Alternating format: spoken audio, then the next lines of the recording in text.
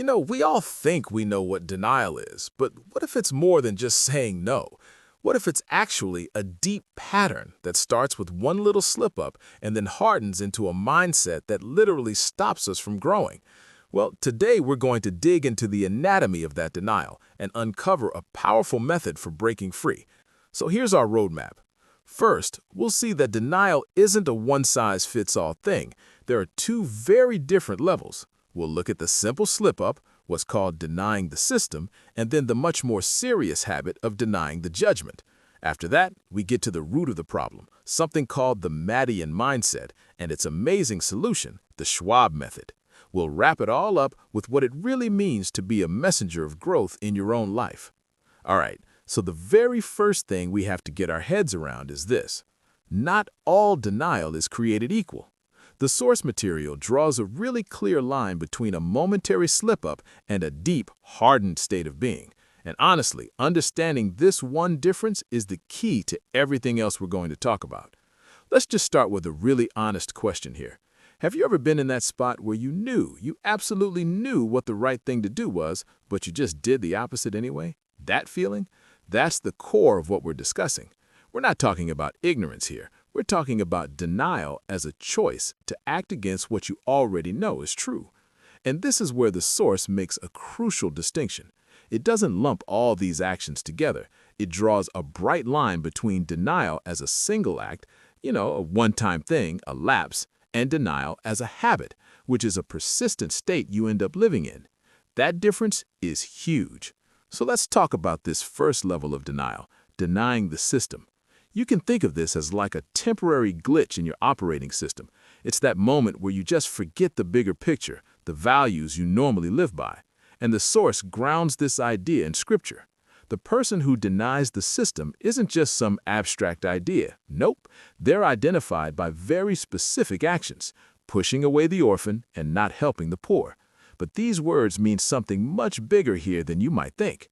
This is where it gets really powerful. The source explains that the orphan isn't just a literal child. It's a metaphor for anything that's almost at the finish line. It could be a project at work that just needs one more signature to finally reach their goal, or a friend who needs that one last piece of encouragement to finally reach their goal. And the person in denial, they're the one who just walks away and refuses to give that final push. And it's the same idea with the poor. This is not just about money. The root of the word literally means to be still or stuck. So the poor here is anyone who's just frozen. They're unable to move forward because they're missing one thing. Maybe it's a piece of information, a connection, or even just a bit of support that you could provide to get them unstuck. So at its core, this first level of denial is all about one thing: forgetfulness. It's a temporary lapse where we forget that our actions matter, that everything is being accounted for. It's a slip-up, a glitch. But what happens when that glitch isn't temporary anymore? And that leads us right into the second and much more serious level of denial, denying the judgment. This is what happens when that forgetfulness is no longer just a moment. It's when the slip-up becomes a mindset and the act becomes a permanent state of being. This slide just lays it out so clearly. On the left, denying the system is that single act, that moment of forgetfulness, a slip-up. But look at the right. Denying the judgment is a continuous habit. It's persistence. This is when denial goes from being something you do to being something you are. And the language in the source material itself gives us a huge clue. Listen to the phrasing. We used to deny. That's not a one-time thing. That's past continuous tense. It describes a lifestyle, a habit that was repeated again and again and again until the consequences finally showed up. And this hardened state, it comes with some very clear psychological tales.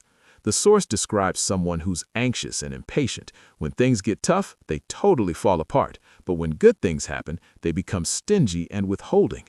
They become what's called a transgressor.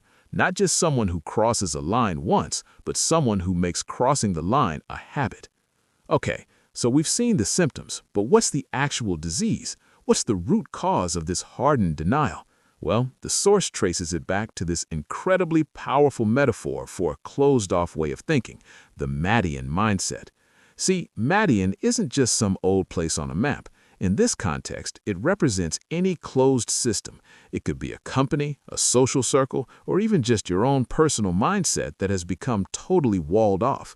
It operates on its own strange internal logic and refuses any new information from the outside world. It's an echo chamber. Historically, the people of Madian were known for cheating in business with unjust scales and measures, but the metaphor is so much bigger than that.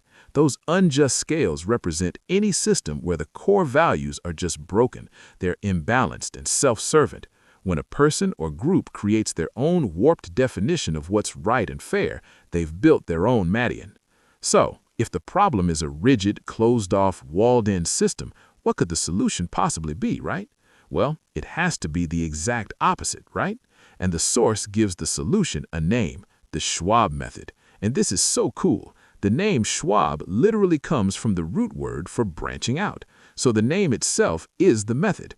The Schwab method is the active process of breaking out of your bubble. It's about seeking other ideas, learning from other perspectives, and talking to different people.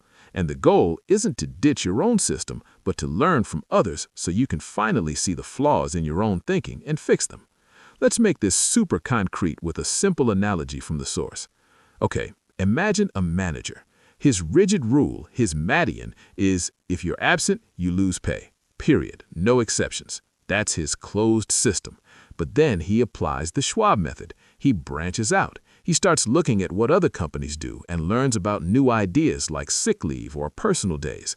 He doesn't throw out his entire company policy. He evolves it. He learns from the outside and makes his own system better, more humane, and way more effective. And this brings us to the final and maybe most important takeaway. When we encounter these closed Madian systems, whether it's in our job, our community, or even in ourselves, what's our role supposed to be?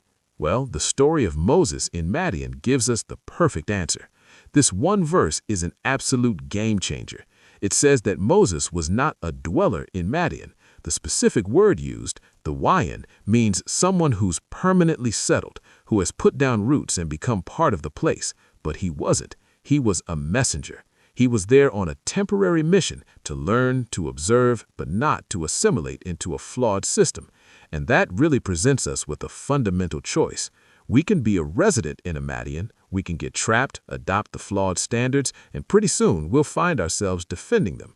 Or we can be a messenger, someone who visits, who observes, who learns what they can and then moves on, gathering wisdom from many different places to constantly improve themselves without ever getting stuck. So I'll leave you with this final thought.